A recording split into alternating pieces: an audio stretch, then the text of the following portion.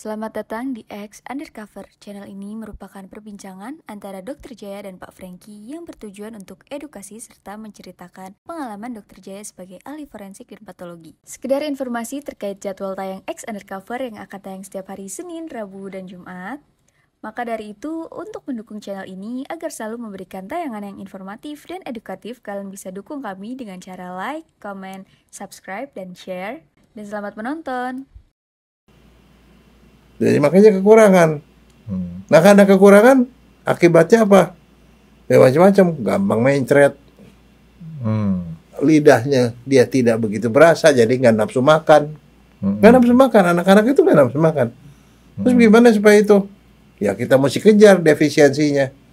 Waktu itu saya kasih suplemen, saya kasih vitamin, yang dikasih sengnya jumlahnya lebih banyak. Begitu jumlah sengnya kembali normal, dia nggak mencret lagi. Pertumbuhan badannya cepat, jadi berat badannya meningkat dengan cepat. Padahal tadinya dikasih makan apa segala macam nggak gede-gede, Franky, anaknya.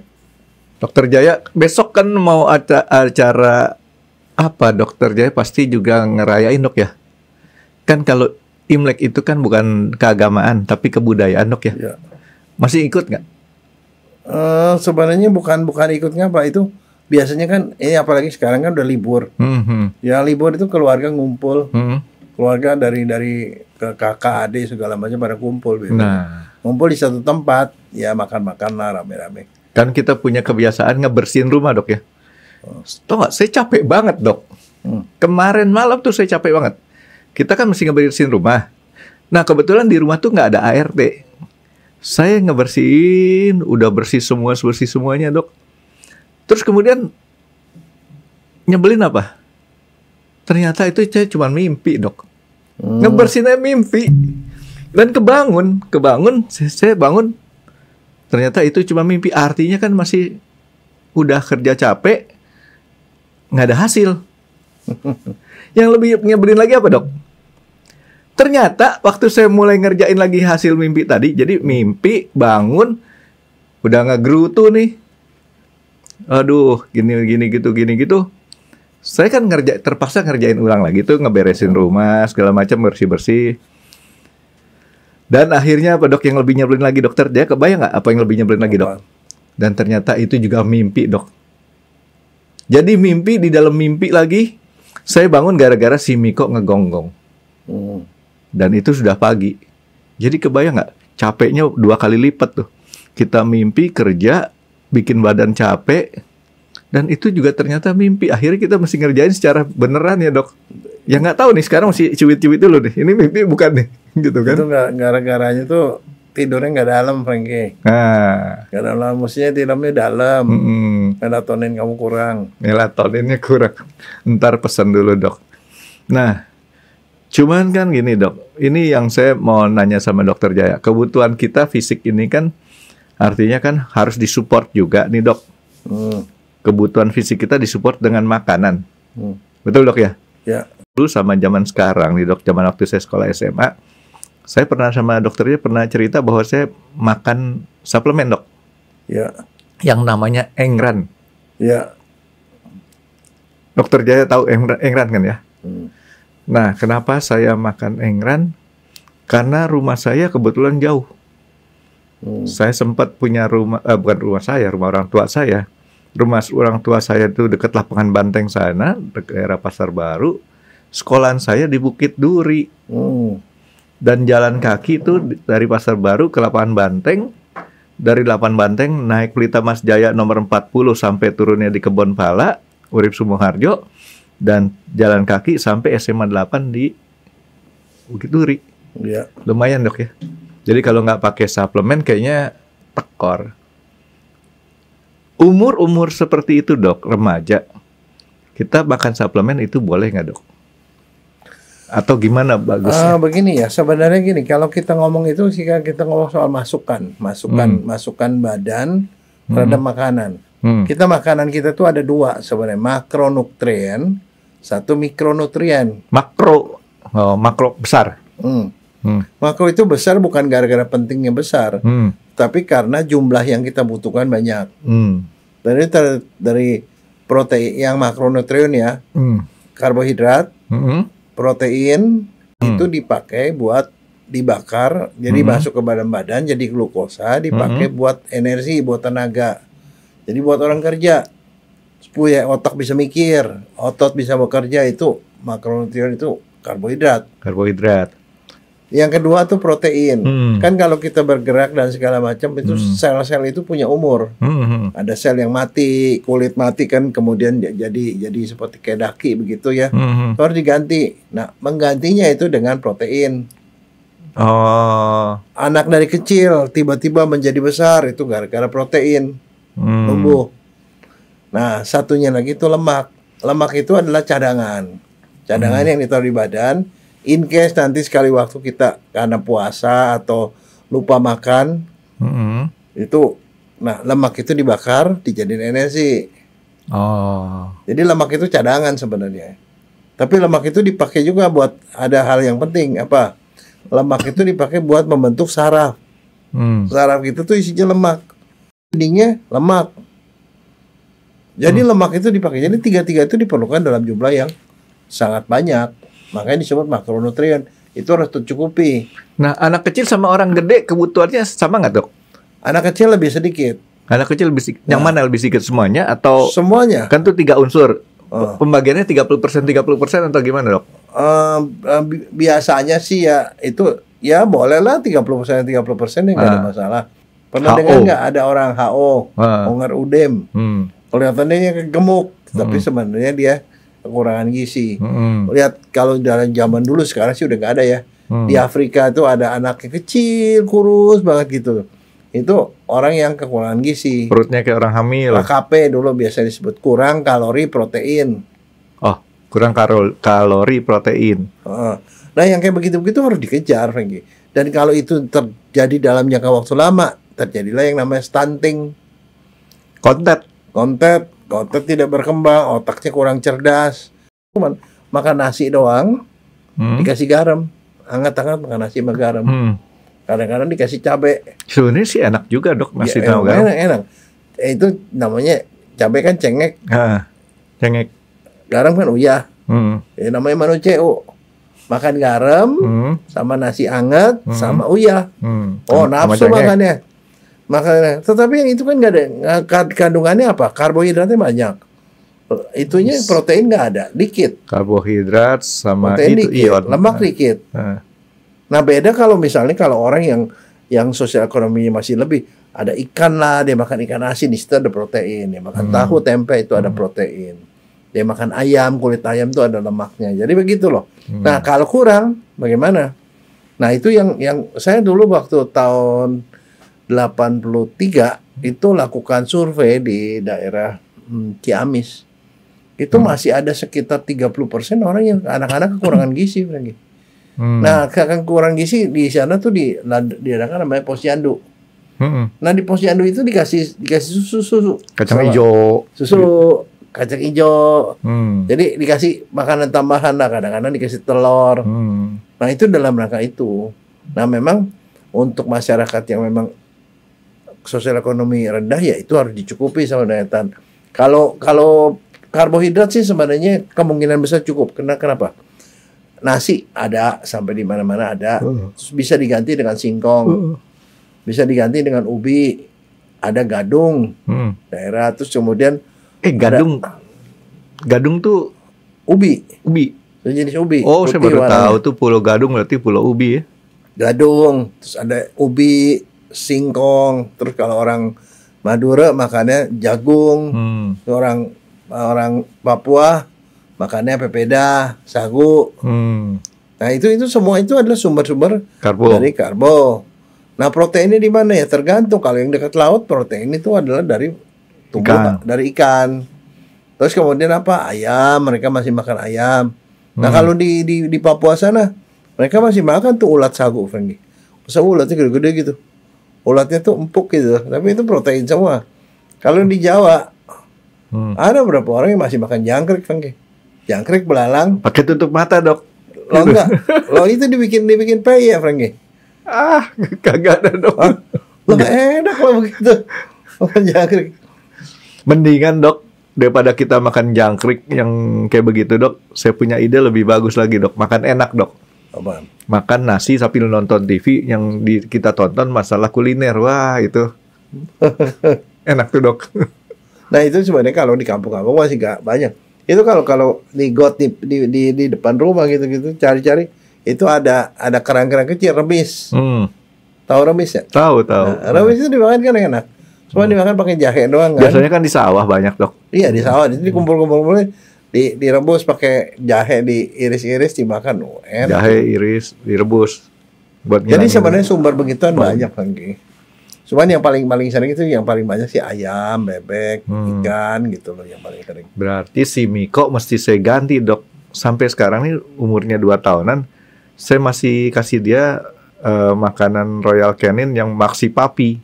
Berarti mesti ganti yang adult ya, supaya dia tumbuhnya benar nih. Ya, jadi yang jelas yang harus dipenuhi itu kalau masa pertumbuhan anak-anak itu dia harus mencukupi protein, bukan karbo ya. Protein dicukupi supaya apa? Karena itu adalah masa pertumbuhan dia untuk menjadi makin besar. Nah, apa yang terjadi kalau anak dikasih makan karbo semua? Nah, kadang-kadang ada keluarga kan sengaja habis begitu makan ayamnya dimakan kasih bapaknya. Kasih ibunya, anaknya dikasih apanya, tuntutnya doang, tunggirnya atau kakinya.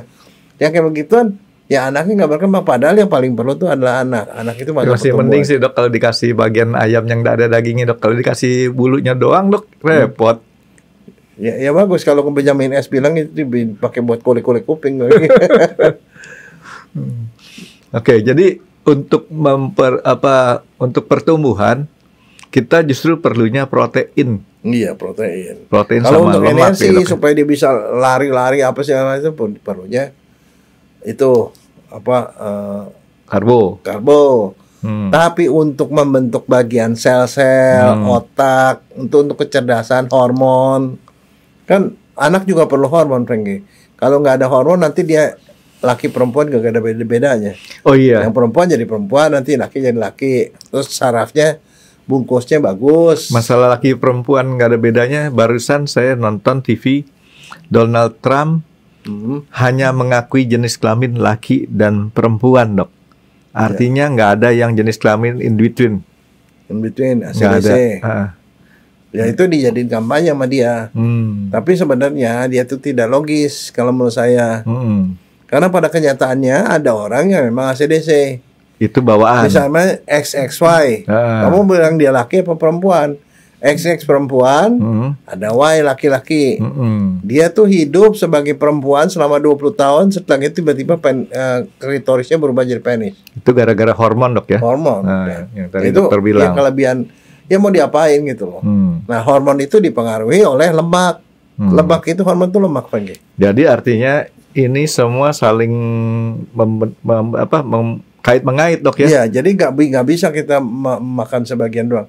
Sehingga sedemikian rupa sehingga itu ada yang kurang kalori protein tuh ya ada di daerah.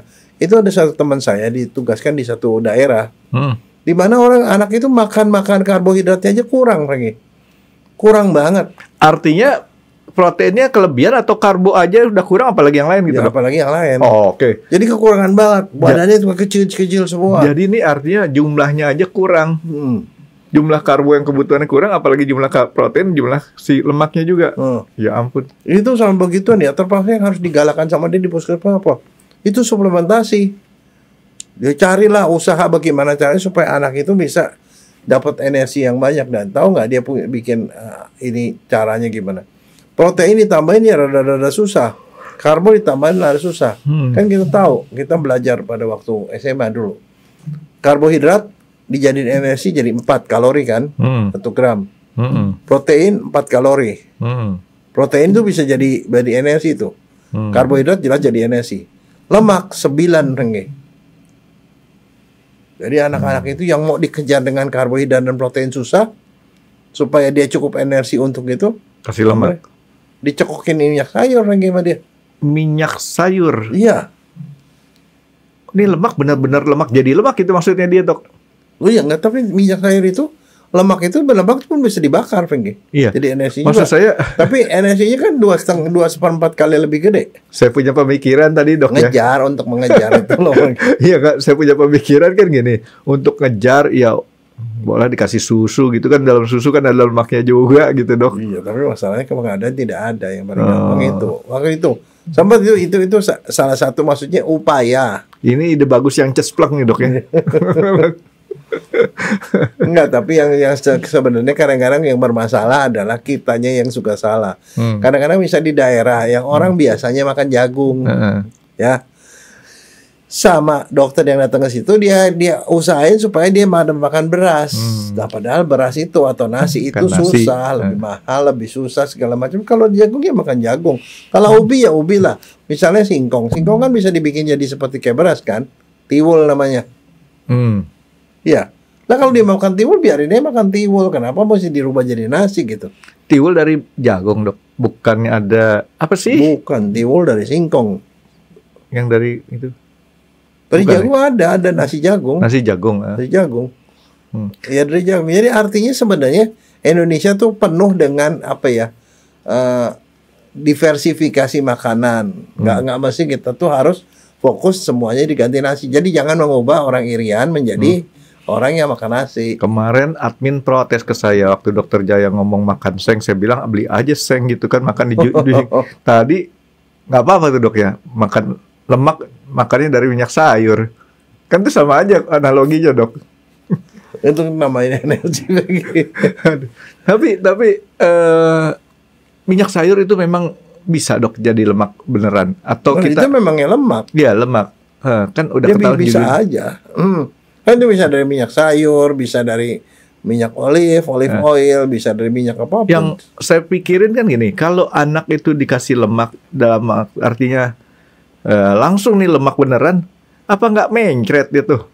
Kan lemak di perutnya kebanyakan. Enggak akan. Lemak itu langsung di begitu sampai di usus halus, usus 12 jari itu langsung ketemu sama empedu, langsung dihancurin. Nah sekarang yang jadi masalah adalah kalau itunya nggak seimbang. Yang nggak seimbang apa? Misalnya karbonya banyak. Karbo semua itu seperti minum CU tadi. Karbo semua masuk karbo. Karbo naik, itu langsung gula darah naik tuh. Insulin keluarin, pankreas keluarin insulin untuk nurunin gula. Sebagian dipakai glukosanya untuk tenaga. Yang kelebihannya disimpan dalam bentuk lemak. Nah kalau itu sering-sering terjadi, karbonya banyak lama-lama orangnya jadi gemuk. Itulah yang nerangin kenapa orang tidak sehat, yang gemuk sekali itu tidak sehat. Karena gemuknya itu artinya lemaknya itu cadangannya itu banyak sekali karena kelebihan dari makanan karbo. Kalau orang nggak punya turunan gemuk diperlakukan seperti itu bisa jadi gemuk juga dok? Iya, karena kan prinsipnya karbo yang masuk dirubah jadi glukosa, sisa glukosa disimpan jadi lemak. Jadi selama banyak sisa. Jadi artinya kebalikan sama yang dokter Jaya sebut yang di Ciamis atau mana tadi dok? Yang Ciamis. Kekurangan makan tadi ya. Sampai istilahnya timbul potensi stunting gitu dok ya? Iya. Nah itu masalahnya, stunting itu bukan cuma masalah itu. Stunting kalau otaknya tidak cukup itunya, ya IQ-nya jadi nggak begitu tinggi, Frankie. Iya kan. Nah kalau dia bodoh kan nanti yang kesian kan kita pada saat 2045 mestinya kita dapetin generasi yang pintar-pintar, generasinya bodoh karena otaknya belum berkembang begitu. Itu dia sebenarnya. Ya. Kan bukan bonus demografi, malah itu bencana demografi, Frankie. Tadinya saya berpikir dok ngikutin pola yang sekarang di sepak bola dok, supaya banyak orang pintar-pintar, kita cari orang Indonesia di luar, balikin ke Indonesia dok, yang pintar-pintar tapi. Oke dok, jadi di sini anak-anak itu sampai gede itu sebenarnya masih belum perlu untuk yang namanya makanan di luar daripada makanan makronutrien tadi dok ya?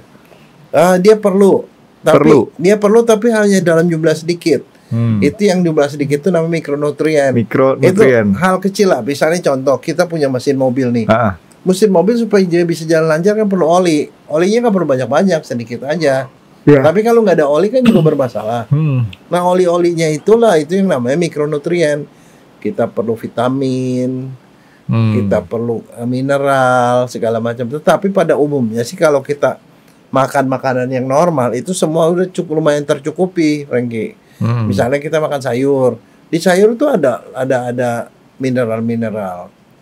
Di dalam sayur tuh ada kalsium, natrium, magnesium, apapun ada di dalam situ. Dan itu sebenarnya sudah mencukupi kalau kita makan dalam jumlah yang banyak. Makanya untuk bisa mencukupi itulah yang dari dulu dibilang kita harus makan 5 sehat, 4 sehat 5 sempurna.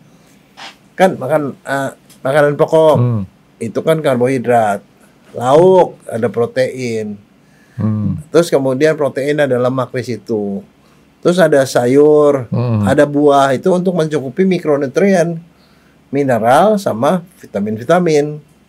Nah kalau mineral vitamin itu untuk supaya metabolisme kita lancar. Dan sebenarnya itu kalau kita makan cukup dalam jumlah 4 sehat 5 sempurna, anak-anak itu tidak perlu, Frankie, tidak perlu minum suplemen. Suplemen apapun tidak perlu. Cuman nih masalahnya. Kadang-kadang kan karena satu dan lain hal, orang tua tuh tidak cukup kreatif untuk membangun makanan yang seimbang. Begitu ASI selesai, dia belilah bubur tuh bubur yang dijual-jual tuh yang bentuknya kayak biskuit, kasih air, kasih itu. Kalau dikasih begituan doang, itu isinya apaan? Karbohidrat ada, protein ada sedikit, mungkin lemak sedikit. Tapi kalau yang namanya vitamin kagak ada. Nah, apa yang terjadi? Nah, mestinya kan ibu itu masih lebih kreatif dong, bikin bubur sendiri, ditambahin di situ sayur, ditambahin buah, ditambahin udang, tambahin ikan dan segala macam, sehingga itu menjadi satu kombinasi yang mencukupi. Gitu. Jadi makanya tadi saya kurang setuju dok kalau 4 sehat 5 sempurna. Kalau kuantitinya tadi dokter bilang nggak cukup, ya tetap nggak cukup kan dok? Ya. Nah, dokter ingat kan dok yang saya bilang dok, 4 sehat 5 sempurna, 6 nama apa dok?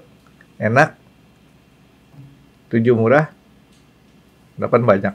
Nah yang banyaknya ini dok. Nggak, ya itu begitu. Jadi biasanya, nah maksudnya itu, nah yang menjadi permasalahan kadang-kadang anak itu cuman supaya gampang orang tua cuman kasih susu formula mah nggak ada vitaminnya. Serius dok, nggak ada vitamin sama sekali. Walaupun di dalam kontensnya di situ enggak, kadang-kadang ditambahin, dia bilang ada omega 3 lah, apalah segala macam, tapi tidak akan pernah sempurna. Makanya jangan salahkan kalau orang cuman dikasih susu botol doang, dikasih bubur-bubur yang dikemas begitu, maka anak itu pasti kekurangan vitamin atau kekurangan logam-logam mineral. Nah akibatnya ya bisa menimbulkan penyakit ujungnya. Nah atas dasar itu, karena mengakui adanya ketidaksempurnaan, makanya dibikinlah yang namanya formula multivitamin. Untuk nambelin kekurangannya. Karena biasanya contoh, jarang lah orang tua itu yang masih ngasihin anaknya sayur. Berapa banyak coba yang mau rajin nyincangin sayur dimasukin ke buburnya anak? Sayur deh. Kalau zaman sekarang saya udah jarang banget ngelihat, kecuali agak masuk. Kalau di kota besar saya pesimis dapetin. Tapi kalau agak ke pinggiran mungkin masih dikerjain dok. Iya. Karena ibu-ibunya kan bukan ibu-ibu yang sibuk banget tuh dok. Gitu. Cuman mereka perlu diedukasi kali dok, ya, supaya mereka mau. Makanya kalau itu yang terjadi kan, misalnya anak sedang sama bakso, dikasih juga cuma bakso doang sama dia. Pentol bakso, ya bakso pentol. Ada kuahnya, di kuahnya yang isinya cuma natrium, sama klorida, sama micin, sama sagu. Cilok. Nah itu ya kagak ada apa-apanya. Nah bagaimana dia bisa sehat? Ya kan mestinya kan kayak gituan, ya dikasih sayur lah. Oke deh, yang paling gampang, anak kecil dikasih Indomie, semua anak kecil dikasih Indomie. Kalau Indomie dikasih Indomie tok, itu nggak ada isinya, Frankie. Karbohidrat sama protein sedikit, minyak adalah sedikit minyak. Tapi kan mestinya Indomie itu kan kalau lihat di gambarnya kan, Indomie itu ada telurnya, ada ayamnya. Saya cariin di bungkus Indomie nggak ada telurnya dok. Nah justru itu. Ada telurnya, ada caisimnya, sawi yang maksud saya. Mana nih Enggak, dibungkusnya nggak makanya ada. sebenarnya kayak Indomie itu adalah makanan utamanya. Masih ada tambahan-tambahannya, nah tambahan itu yang bikin sehat. Aduh, Dok, Makanya si Indomie dibilang tidak sehat ya karena itu. Saya Karena hafal dia tuh, nggak Dok. punya teman, Frank. Gambarnya, Dok, di gambar kemasannya Indomie, ada telurnya, kadang-kadang ada udangnya, ada sawinya. Tapi itu adanya yang kayak gitu, tau nggak di Di mana, Dok? gambarnya doang. Bukan, adanya di rest area, Dok. Kalau kita makan Indomie di rest area, dikasih tuh ada sawinya, ada telurnya, yang nggak ada udangnya, gitu. Nah, jadi artinya kita harus kreatif buat diri kita sendiri, kan, Dok? Nah, iya, tapi kebayang nggak kalau cuma sekali-sekali oke. Tapi kalau selalu terus-terus makan-makan begitu-begitu terus, lama-lama anak tuh jadi tidak terbiasa makan sayur. Tidak terbiasa makan lauk-lauk yang seperti itu. Nah, akibatnya ya keseringan lihat anak-anak cuman doyannya cuman makanan ayam goreng. Anak-anak senangnya sekarang apa? Makan cilok. Ya, cilok. Cilok singkatan apa, Dok? Aci colok, Aci dicolok. Cireng. aci digoreng. Aci digoreng. Makan satu lagi seblak katanya. Wah, yang kayak gitu-gitu sukanya, Dok. Lah iya, ini padahal kan cuma karbo melolo itu. Aci. Jadi sebenarnya makan cilok boleh makan cilok tapi pakai sayur. Bukan ajak temen, Dok. Hah? Biasa dokter kalau kayak gitu ajak Pakai temen. sayur, pakai campur gado-gado, boleh campur soto mie begitu. Maksudnya maka campur soto Betawi gitu. Boleh lah. Nggak ada masalah. Jadi maksudnya keragaman itulah yang akan membuat kita tuh tercukupi apa enggak. Yang mikronutrien tuh memang perlunya sedikit, tetapi itu harus ada. Itu loh. Harus ada. Saya kan sukanya makan tahu, Dok. Tahu itu kan udah cukup, Dok, sebenarnya deh. Oh, proteinnya cukup. Protein cukup, tapi karbonya ada juga kan? Ada karbonnya. Lemaknya juga ada karena Ada. dia sumbernya dari kedelai kan? Iya, tapi tahunya mesti dikasih yang lain dong, kasih daun bawang lah, dikasih cincangan daging lah, Itu mah jadi tahu isi, Dok. Enggak, maksudnya itulah yang lengkap, Frankie. Kalau Iya, nggak iya, lengkap ya terpaksa kamu habis selesai makan tahu, ya nanti mesti makan sayur lagi atau makan buah lagi, salad apa segala macam. Makanya, tapi kalau saya ya, sebenarnya kalau makanan yang kemasan-kemasan gitu ya, yang dari Jepang itu ya, itu mereka lebih ini loh, lebih sehat lagi. Ya karena udah Misalnya banyak. yang nasi kare itu ya, kare ada karenya gitu, begitu dibuka gitu diangkat itu ada dagingnya lagi, ada dagingnya, ada wortelnya, ada apanya. Jadi itu memang udah ada di dalam. Cuman tuh hasil pengeringan tuh, Dok. Ya, Ya kan, dikeringin sampai sedemikian rupa kadar airnya mendekati 0 kali, Dok. Mungkin 0. Baru ketemu air lagi, baru dia ngembang lagi gitu.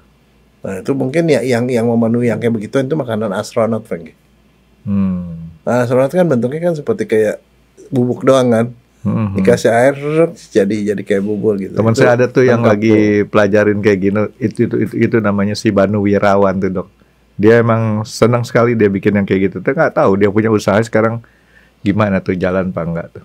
Tapi itu barangkali ya kalau punya usaha bisa gitu yang gizinya penuh gitu ya. Mungkin laku kali untuk orang-orang yang terlalu sibuk, Frank. Tapi kalau sudah dikeringin sampai kadar airnya 0 gitu, Dok, apa dia punya nilai gizinya masih kejaga? ya itu kan harus dites. Oh, jadi Dites, artinya dia bukan hanya bikin supaya awet, tapi bagaimana kandungan gizinya tuh bisa kejaga gitu ya? Ya.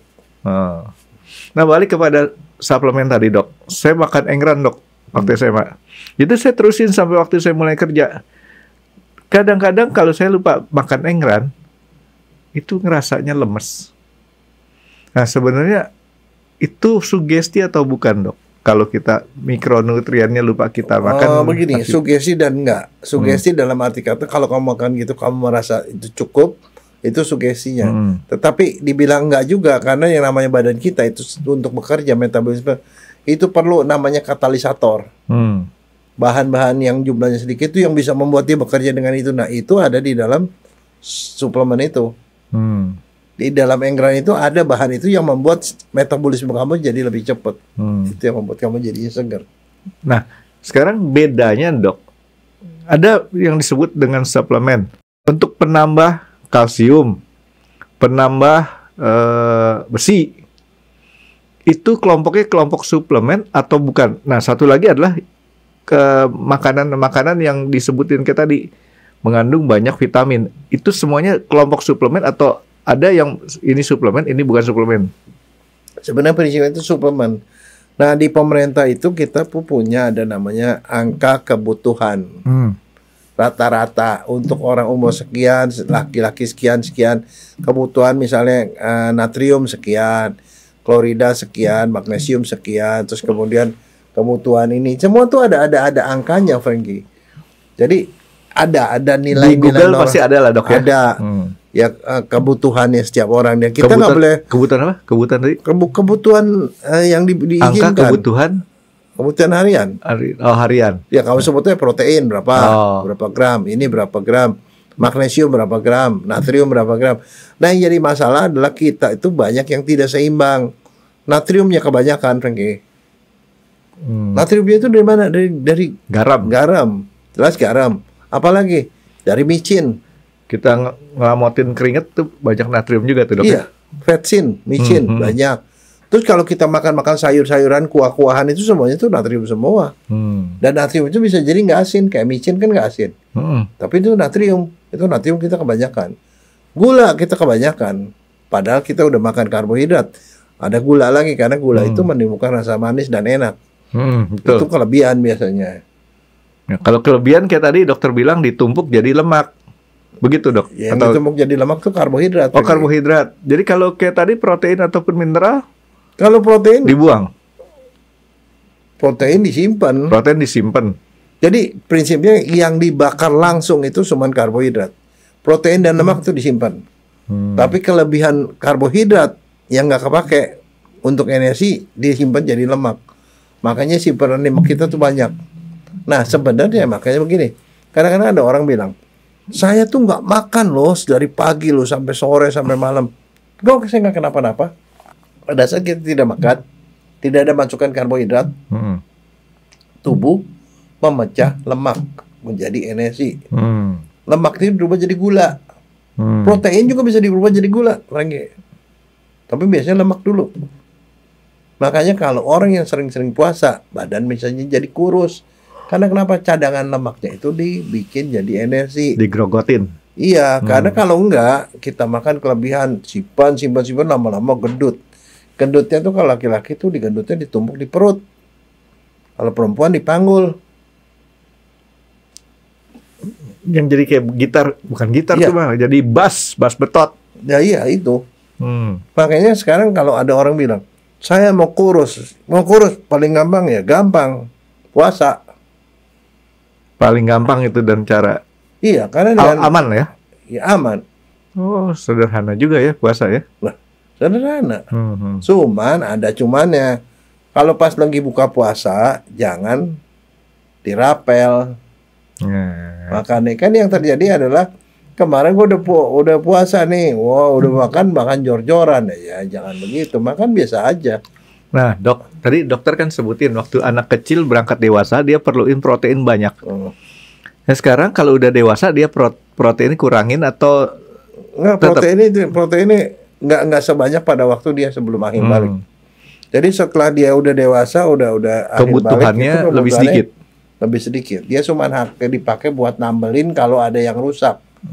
Misalnya orang dia lagi bodybuilder, lagi sakit dan segala macam. Nah, sekarang kan banyak orang-orang nih, Dok, makan mengurangi karbohidrat. Tapi dia hajar banyak makan protein nih. Contoh, kita makan nasinya dikit atau tanpa nasi. Kita makan tanpa nasi. Kita makanlah cuminya, makan dagingnya, makan ayam dagingnya. Itu kan protein semua tuh, Dok. Akibatnya apa, Dok? Kalau misalkan dia badannya akan bertumbuh. Tapi bertumbuh itu kalau untuk otot dan segala macam protein itu ya, memerlukan latihan juga. Latihan baru disimpan lah itu itunya. Pengertian latihan tuh gimana, Dok?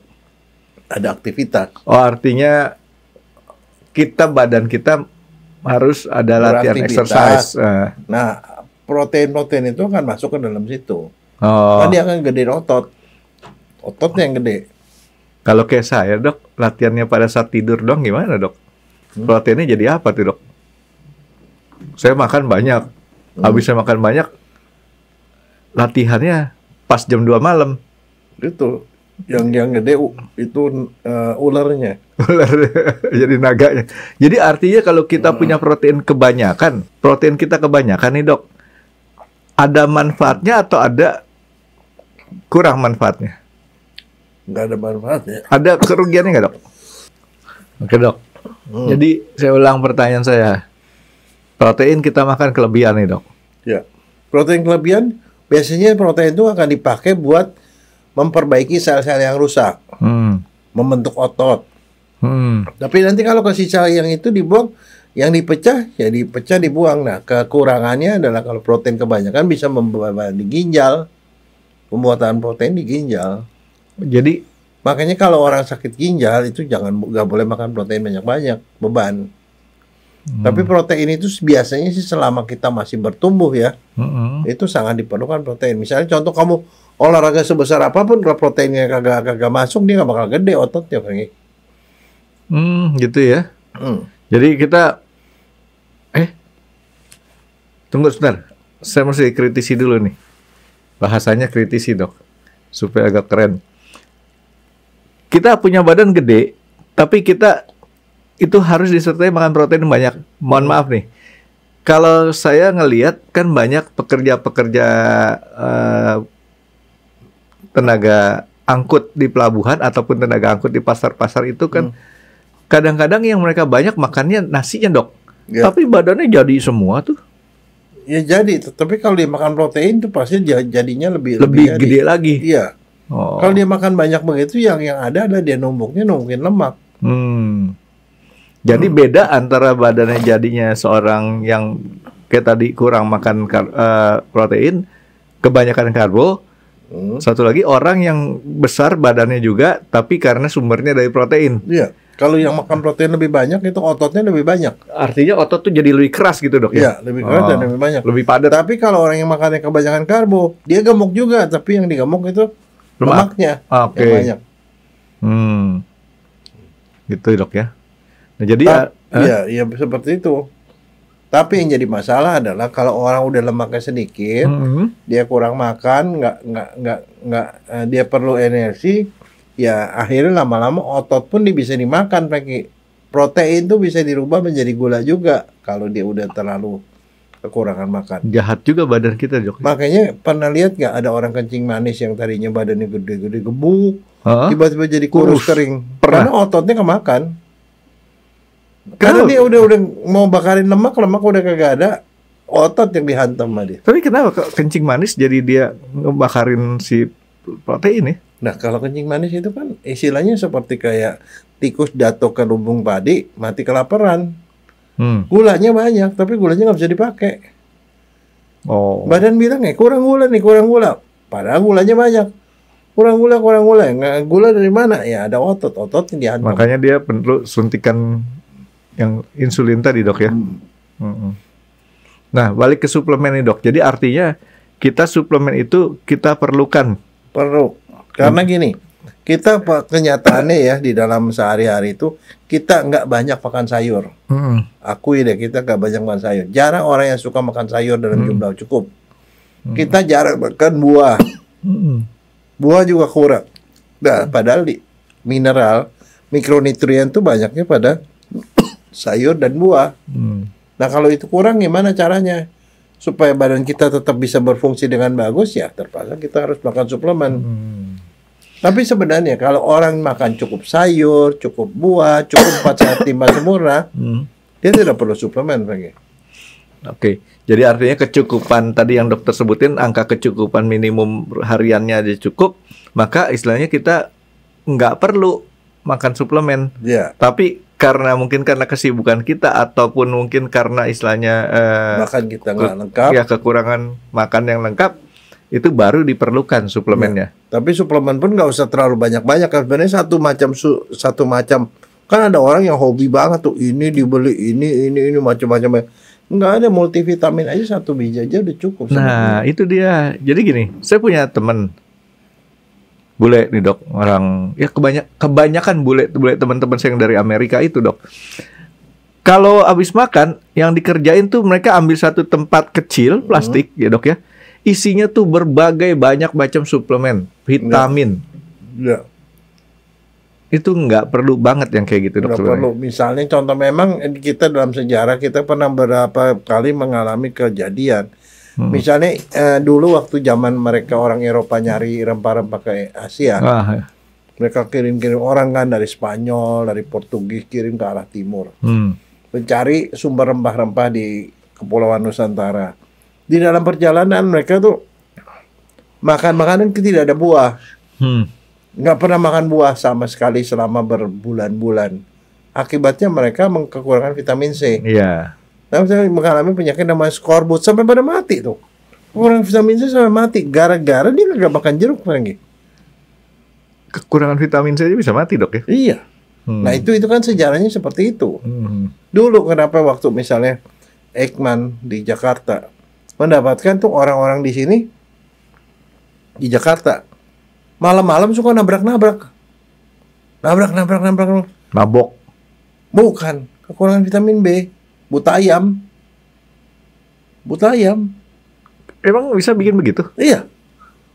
Serius Buta ya? ayam. Nah kemudian buta ayam. Ternyata mereka makan beras yang dicuci terlalu bersih. Buta ayam sama rabun senja sama nggak? Iya sama. Sama ya? Oh. Makan beras yang dicuci terlalu keras. Dia bilang nggak bisa, jangan dicuci sampai bersih banget. Karena di dalam air cucian berasnya itu ada vitamin B1. Dia menemukan vitamin B1 yang kalau dimakan cukup orangnya nggak rabun senja. Di Indonesia ada banyak orang yang kekurangan vitamin A. Kekurangan vitamin A sampai dia nggak bisa lihat, buta. Jadi kekurangan mikronutrien itu bisa bikin macam-macam penyakit, Franky. Artinya kalau saya punya, coba saya berpikir nih, dok, saya mencoba berpikir sendiri. Yang tadi dokter sebutin, kita perlu nutrien. Kalau kita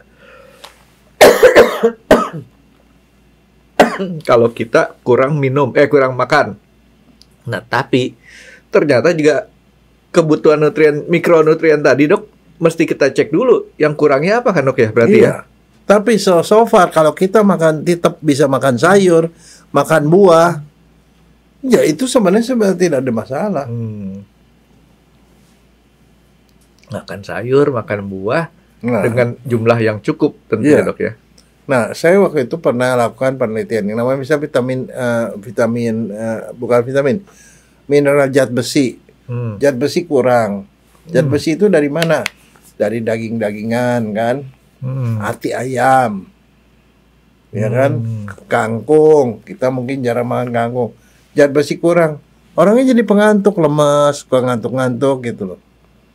Nah, makanya orang yang seperti itu dikasihnya Lifelong Beplex segala macam yang dulu tuh. Masih ada kan sekarang? Ada. Yang kayak gituan, yang tadi yang kamu dikasih Engran. Nah, itu buat nambah darah, hemaviton, apa segala macam. Itu semua tuh dikasih gitu karena kita masukannya kurang. Kurang makan daging segala macam. Saya waktu tahun 90-an melakukan survei di Jakarta, di daerah Manggarai. Ternyata 85% orang mengalami defisiensi seng. Loh, kenapa defisiensi seng? Ternyata seng itu ada pada hewani. Protein hewani. Mereka jarang makan ayam. Jadi makanya kekurangan. Nah, karena kekurangan akibatnya apa? Ya macam-macam, gampang mencret. Lidahnya dia tidak begitu berasa, jadi nggak nafsu makan. Nggak nafsu makan, anak-anak itu nggak nafsu makan. Terus gimana supaya itu? Ya kita mesti kejar defisiensinya. Waktu itu saya kasih suplemen, saya kasih vitamin, yang dikasih sengnya jumlahnya lebih banyak. Begitu jumlah sengnya kembali normal, dia nggak mencret lagi. Pertumbuhan badannya cepat, jadi berat badannya meningkat dengan cepat. Padahal tadinya dikasih makan apa segala macam-macam nggak gede-gede, Franky, anaknya. Cengeng, nggak gede. Dikasih itu membaik. Cuman dok, tadi yang saya mau coba tanya lebih lanjut adalah gini. Tadi dokter Jaya sebutin nih, di Indonesia banyak yang kayak gitu. Dan lebih menarik lagi buat saya ada daerah-daerah tertentu yang sifatnya spesifik. Dulu ya dok ya, ini kan dulu dokter survei penelitian di Ciamis, penelitian di daerah Manggarai Tebet kan dok. Ya nggak tahu sekarang mungkin perlu disurvei ulang ya, artinya kalau kondisi-kondisi kayak tadi. Sebenarnya yang umum di Indonesia itu kekurangannya apa nih dok? Yang paling banyak zat besi. Zat besi. Kekurangan zat besi itu banyak sekali, Frankie. Makanya Jadi overall Indonesia ini kita harus cukupin zat besinya. ya zat besi itu kurang, zinc kurang, Frankie. Zinc juga kurang. Karena konsumsi daging kita nggak begitu tinggi. Satu lagi yang menyebabkan zinc itu jadi rendah, konsumsi daging-daging nggak begitu tinggi. Yang kedua, zinc itu penyebabnya adalah kita makan kebanyakan serat. Serat yang kita makan cukup banyak, dan di serat itu ada fitat namanya. Fitat itu menghambat absorpsi dari zinc. Jadi kalau kita makan bahan yang ada zincnya, kita makan banyak serat, itu kebanyakan zincnya dibuang. Jadi zat besi sama zinc ini boleh dibilang paling banyak ya di Indonesia ini ya. Dan satu lagi yang belakangan baru ketemu pada waktu kemarin COVID. Sebelumnya hilang dok? Nggak pernah kita periksa. Oh, nggak pernah diperiksa. Apa? Vitamin D3. Ternyata vitamin D3 itu kita parah. Penelitian WHO pada tahun 2020, jumlah kadar vitamin D3 itu 17,6. Padahal normalnya 80, Frankie. Kemarin saya nih waktu dokter J saya kasih lihat kan hasil. Kamu diperiksa kan? Berapa? Ya segitu. Berapa? 17-an apa 11-an? Akibatnya apa? Akibatnya nih, gara-gara kamu kekurangan vitamin D, daya tahan lemah, gampang sakit, otot gampang suka pegel, kram, daya tahannya lemah. Ada 1001 segala macam. Itu tulang keropos. Tapi karena saya orang Indonesia dok, punya semangat 45. Oke. Jadi vitamin D-nya ngalah dia. Nah, akhirnya gini. Nah, kan sebenarnya kan ternyata karena kalau vitamin D-nya rendah, itu katanya resiko penyakit jantung meningkat, resiko stroke meningkat, segala macam. Jadi efeknya itu banyak, Frankie. Ke saraf juga dan segala macam. Makanya sekarang tuh orang banyak yang nggak digalakan suplementasi vitamin D. Sampai apa? Sampai kira-kira paling sedikit 80. Tapi jangan blind. Blind artinya kamu nggak tahu kamu defisiensi apa enggak. Kamu minum suplemen, nggak ada gunanya. Mendingan kamu periksa vitamin D3 di dalam darah. Lihat berapa angkanya. Kalau angkanya misalnya 17 atau 20, ya kita tahu kita harus makan suplemen sampai dia kira-kira 80, minimal 80. Nah, kalau dia 80 barulah kamu disebut normal. Vitamin D kalau dari selain suplemen ada di mana sih dok? Vitamin D itu sebenarnya tuh ada pada daging-dagingan. Daging. Jadi sebenarnya daging itu bikin sehat dong dok? Daging-dagingan, sayur. Daging beneran dok? Iya, daging, sayur, segala macam. Tapi jumlahnya tuh tidak mencukupi, Frankie. Dari telur juga, dari telur ada, dari susu ada, tapi tidak mencukupi, makanya harus ditambah lagi dari luar. Karena kenapa? Kadang-kadang kita udah makan vitamin D dari makanan, tidak bisa diserap. Nah, untuk menyerapnya, kamu perlu magnesium, kamu perlu seng. Kembali lagi, seng itu membuat penyerapan vitamin D-nya lebih bagus. Vitamin D-nya nanti harus dirubah menjadi vitamin D yang benar. 2 kali di hati diolah, kemudian diolah di ginjal. Nah, waktu diolah di ginjal dia memerlukan magnesium. Makanya magnesium kamu juga harus ditambah. Magnesium ada di sayur-sayuran. Sayur-sayuran balik. Berarti selama ini saya harusnya sudah sehat dong dok ya? Sebenarnya. Saya senang makan sayur. Saya sering makan steak. Ya mungkin kuantitasnya kurang. Kan steak kan 1 porsi 200 gram biasanya tuh dok. Jadi secara umum Indonesia ini dokter Jaya sebutkan kekurangan besi, kalsium dan seng ya. Karena itu akibatnya jadi secara ini vitamin D-nya jadi kurang. Kalau vitamin D-nya kurang, itu bisa timbul banyak kesempatan penyakit. Sehingga kemarin kan baru aja saya dari cucu saya cerita, teman di satu sekolahannya aja di SD nih, ada 4 orang masuk ke rumah sakit ke ICU, nengokin orang tuanya. karena pneumonia. Oh, dianya sakit. Iya, ada 4 anak pneumonia. Saya bilang 4 anak pneumonia, batuk-batuk pilek gitu. Hati-hati, mendingan nggak sekolah deh. Anak kecil. Ya, anak kecil.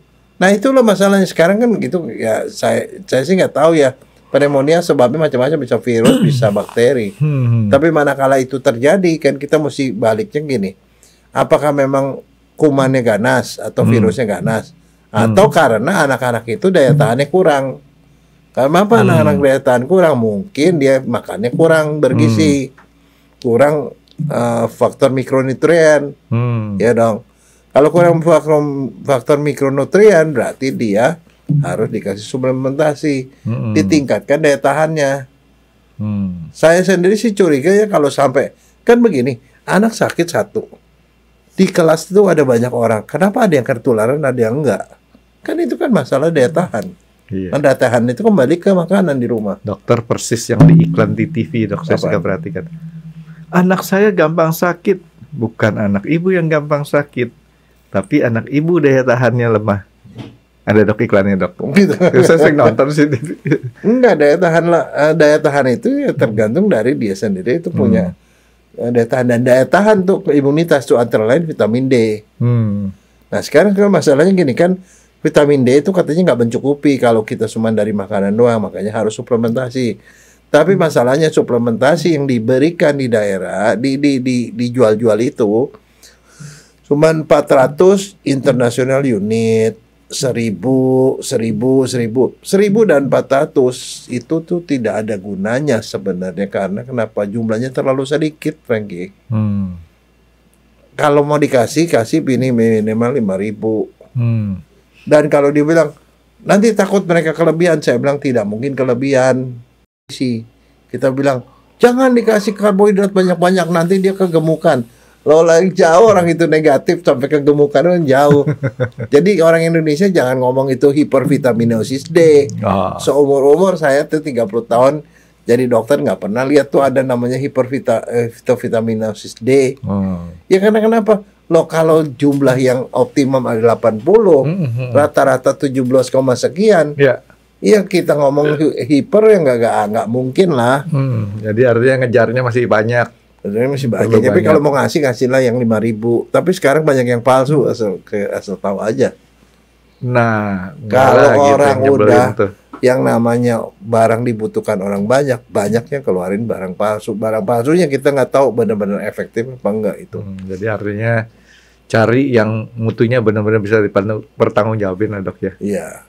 Dok, kembali kepada vitamin D. Ingat kan dokter waktu COVID kan kita disuruh berjemur. Ya, berjemur itu bisa menambah vitamin D 40 angka bisa. Tapi kalau berjemur, 17 jadi tambah 40 kan belum sampai ke penuh juga. Berjemur tapi berjemur yang benar ya. Berjemur yang benar. Karena gini, vitamin D yang ada di badan kita itu bisa jadi itu kalau jemurnya benar. Yang kita perlu ada UVB. UVB itu hanya ada pada jam 11 siang sampai jam 1. Jadi jemurin di jam segitu, bukan pagi, bukan jam 10. 11 sampai jam 1. Itu biasanya sudah di hall 18 tuh, dok. Oke. Nah, udah gitu harus cukup luas permukaannya kena matahari. Makanya yang paling bagus adalah backlash. Jadi kayak gitu, kamu tengkurap di bawah sinar matahari dan itu nggak perlu lama-lama, perlu cuma sekitar 10 sampai 15 menit. Oke. Nah, saya kebetulan menghitungnya dengan cara yang berbeda, dok. Kalau 10 sampai 15 menit itu adalah backlash. Kalau kita pakai baju kali 4, dok. 1 jam. Cocok, dok. Ya kan bisa, dok. 10-15 menit. Karena kita pakai baju, kan yang masuk ke dalam tubuh kita ini lebih sedikit. Nah, kita panjangin durasinya, dok. Jadi tetap kita di lapangan golf pakai baju, dok. Masa kita di lapangan golf kita backlash, dok? Loh, nggak apa-apa. Itu memang buat dilakukan di atas, Frankie. Kamu sama aja kamu kalau mau lagi mau ngelihat itu aurora, kan masih di atas atap. Oh ya, mau jemur lah di atas atap lah. Tengkurap gitu pakai backlash. Dan begini, dok. Nggak, orang suka susah soalnya kenapa? Ya namanya gua berjemur. berjemur pakai pakaian lengan panjang, nggak ada yang kena itu ya sama aja bohong. Udah gitu jemurnya pagi-pagi, katanya enak nih, anget-anget pagi-pagi jam 9 sampai jam 10. Iya, banyak orang yang ngomong berjemur itu jam 9 sampai jam 10. Itu kalau 9 sampai 10 kita dapat apa sebenarnya, Dok? 9-10 UVA. UVA nggak bagus. Nggak bagus, bisa bikin kanker. Ada UVC di sore-sore itu UVC, itu nggak bagus. Kita perlunya UVB. Nah, jadi masalah adalah udah Tuhan kasih UV, dia pakai sunscreen. Oh, berarti yang sunscreen itu sunblock bener dong, karena kan SPF A. Jadi untuk UVA kan ya, yang kita blocking ya. Kemarin saya udah pernah ceritakan sama dokter Jaya untuk ngeblocking supaya kulit kita nggak jadi hitam, Dok ya. Masih nggak, Dok? Dia main. Itu kayak saya ceritain. Mereka pada nurut loh, Dok, sama saya. Jadi UVA sunblock, usapin sekali tipis-tipis. Tunggu kering, setengah kering kita usapin lagi, gitu kan. Sampai 1 cm, Dok, tebelnya. Itu nggak akan tembus matahari, Dok. Sebenarnya lebih gampang lagi pakai panci gitu. Nggak nembus. Dan kedi saya nanti saya praktikin. Seneng banget saya denger itu. Nah, Dok, tadi udah kita tahu di Indonesia kekurangannya kebanyakan magnesium, besi, ferum, terus kemudian juga si zinc ya. Kan sekarang udah banyak nih, Dok, dia punya suplemen. Itu suplemen dibuatnya dari apa? Apakah dia diekstrak dari sayuran kah atau dari apa? Nah, sekarang sih saya mau nanya kamu gini. Persepsi kamu apa sih, kadang-kadang ada orang ngasih makanan, ini bukan bahan kimia, ini adalah herbal. Nah, itu kan dia melakukan kontras antara satu nih herbal, kagak ada efek samping, ini kimia, ada efek samping. Menurut kamu seperti itu apa enggak? Kalau di otak saya, Dok, kalau yang herbal tuh sederhana. Seperti kalau kita makan makanan bakute. Bakute udah jelas herbal, Dok. Nggak ada dari bahan-bahan kimianya. Atau sop rumahan, sop rumah. Nah, tapi kalau sudah mulai misalnya ada yang lain-lain, saya nggak yakin. Tapi kalau misalkan kayak tadi Dokter Jaya bilang ini herbal sama bukan herbal, ya tentunya sekarang kan banyak juga mungkin yang dari bahan-bahan kimia kali, Dok ya. Jadi ekstraksi dari bahan-bahan kimia atau apa bisa dijadikan obat. Kan sekarang kan banyak obat-obat yang kayak gitu, Dok. Enggak, sekarang saya mau nanya begini. Garam itu herbal, itu natural apa bikinan? Oke, Dok, garam setahu saya ada 2 macam nih, Dok. Garam yang dari luar bumi sama dari dalam perut bumi. Yang dari luar bumi contohnya di Sumenep, kan dulu penghasil garam terbesar di Madura kan. Dari Sumenep, dari laut. Lalu dikeringin, dijemur, uap airnya menguap, dapat dia punya garamnya. Satu lagi garam-garam yang berasal dari perut bumi, di gua-gua ataupun di gali-gali. Itu bukan herbal, tapi dari alam. Ya. Tapi kimia nggak? Kimia kan dari situ, ya kan? Betul, Dok? Ya kimia. Nah, sekarang saya mau nanya, obat apa yang nggak kimia? Obat yang nggak kimia? Ya, yang dari herbal tadi, Dok. Herbal itu kimia nggak? Herbal mungkin ada komponen kimianya. Oh, isinya kimia semua, Pak. Kimia semua ya. Cuman ada kimia berasal dari tumbuhan atau kayak tadi kali, Dok ya. Kayak contohnya kita kan mendapatkan untuk besinya aja tuh, Dok. Ya kalau enggak kan balik lagi ke ide saya, Dok. Seng ditumbuk.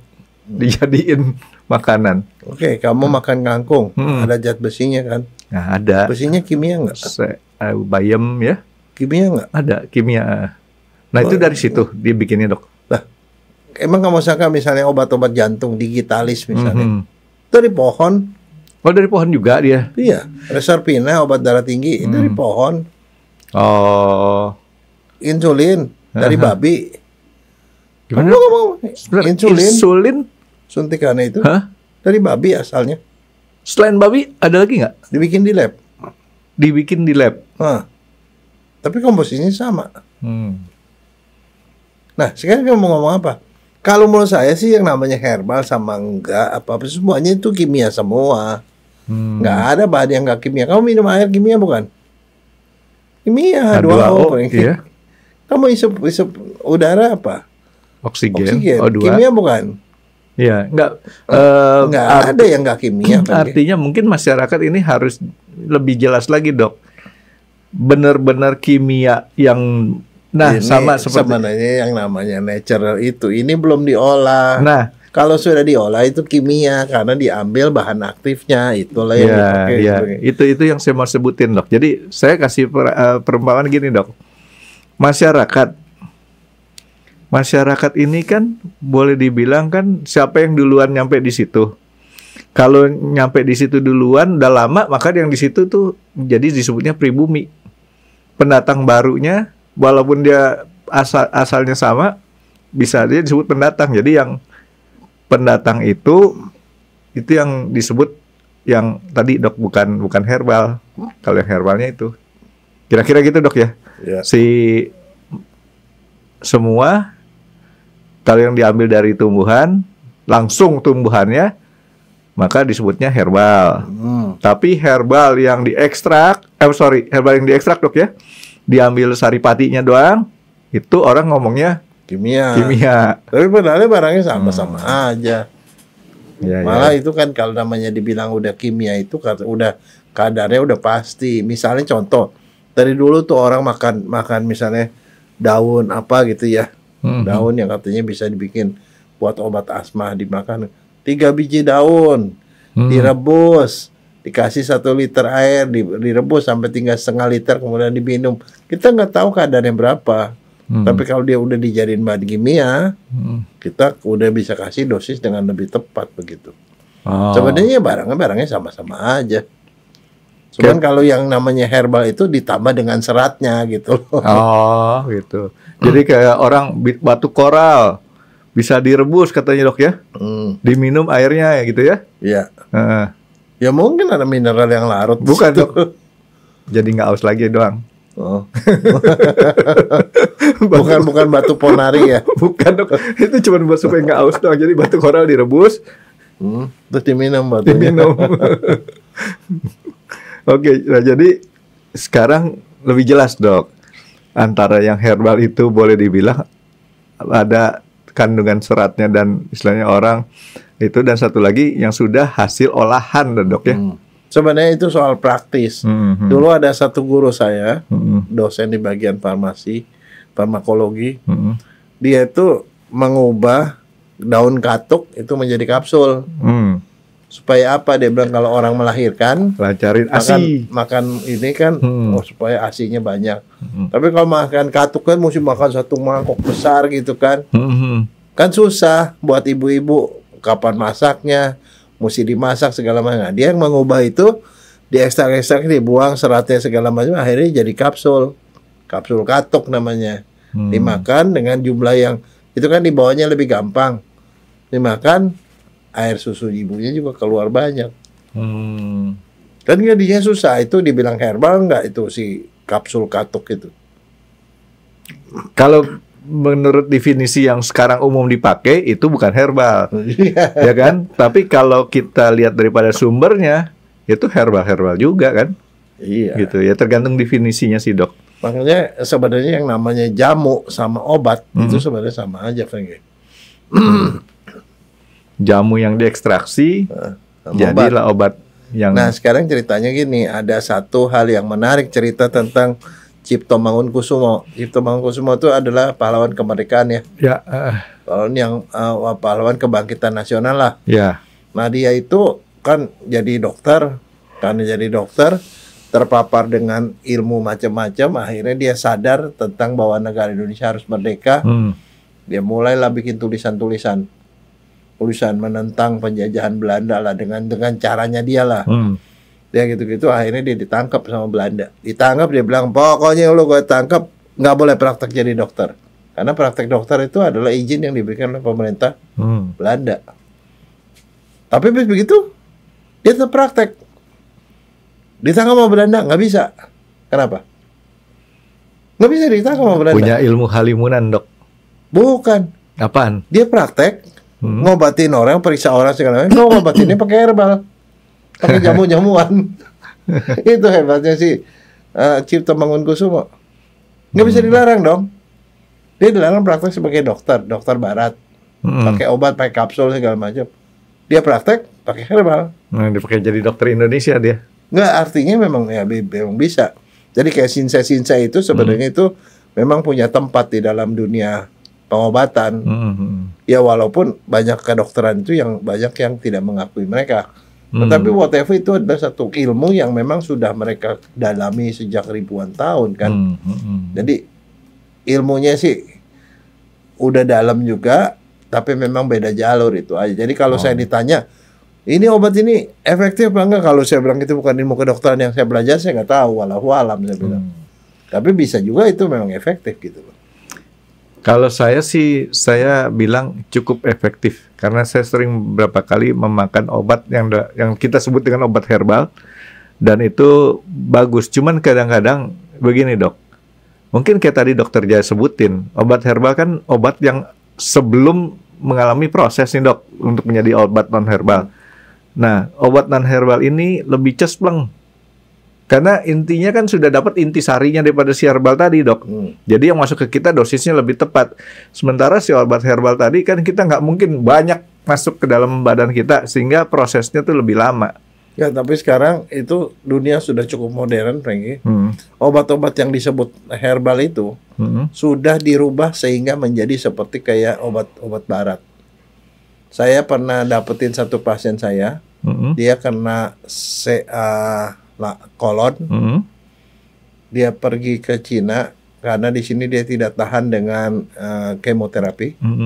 Pergi ke Cina, dia dikasih kemoterapinya dari herbal. Tapi herbalnya tuh bentuknya bukan seperti jamu-jamuan, sudah berupa infusan, botol-botol obat suntik yang asalnya dari tumbuh-tumbuhan. Karena pada waktu dia selesai kondisinya baik, tidak ada efek samping dan segala macam. Dia bawa ke saya, minta saya nyuntikin itu obat. Ini kemo dia bilang. Saya bilang kemo. Ada nggak brosurnya? Begitu brosur dikasih unjuk, isinya rizoma. Rizoma itu akar. Terus ada folia. Folia itu daun.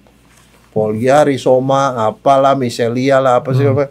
Itu semuanya isinya tuh tumbuhan semua. Yang sudah diekstrak menjadi infus. Nah infusnya itu yang dimasukin ke dia dan itu kemoterapi. Dan saya sih nggak tahu ya, tapi pada kenyataannya dia tuh jadi survive tuh. Dia bisa menjalani kemonya dengan baik, efek sampingnya minim karena itu herbal. Terus dia bisa sampai 10 tahun kemudian baru meninggal. Meninggal oleh sebab yang bukan gara-gara kankernya gitu.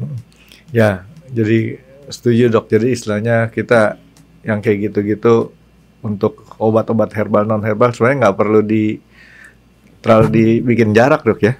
Ya bahkan kalau di Cina di sana itu mereka kolaborasi, Franky. Kolaborasi dalam arti kata gini, ada beberapa penyakit yang kedokteran barat tidak bisa ngobatin, tapi diberikan ke obat yang tradisional itu, yang herbal dan segala macam, ternyata bisa menyelesaikan. Sebaliknya juga begitu. Misalnya contoh kalau orang kena infeksi. Ya udah nggak usah macam-macam lah, infeksi kasih antibiotik obat barat, ya dong. Tapi sakit asma sesek napasnya pakai obat barat. Tapi untuk menghilangkan asmanya mungkin kedokteran timur yang akan jalan gitu.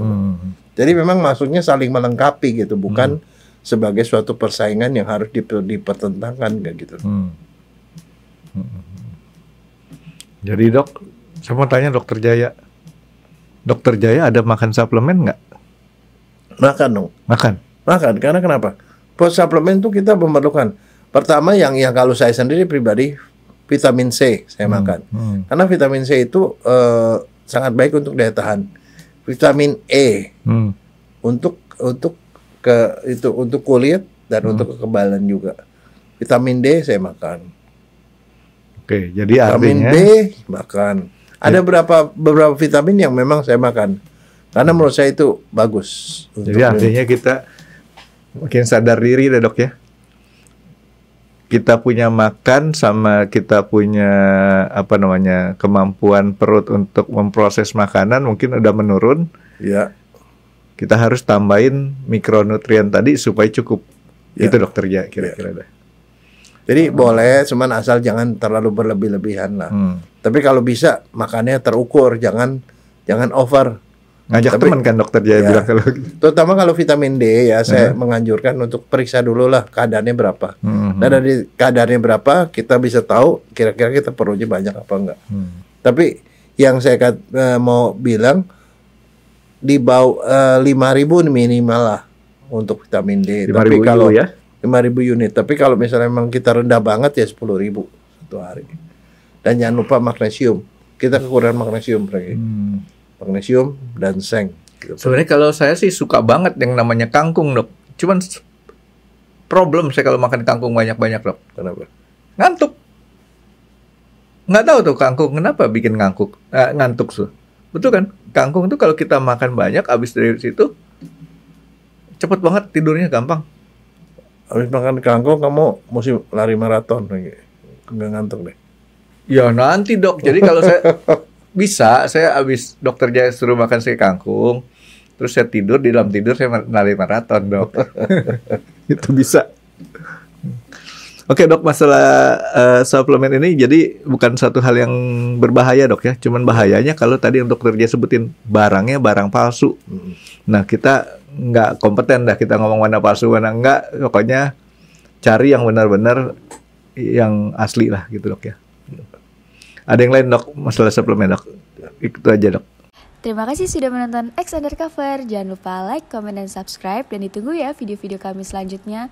Nah, buat kalian, jika ada pertanyaan untuk Dr. Jaya, boleh banget komen di bawah. See you guys!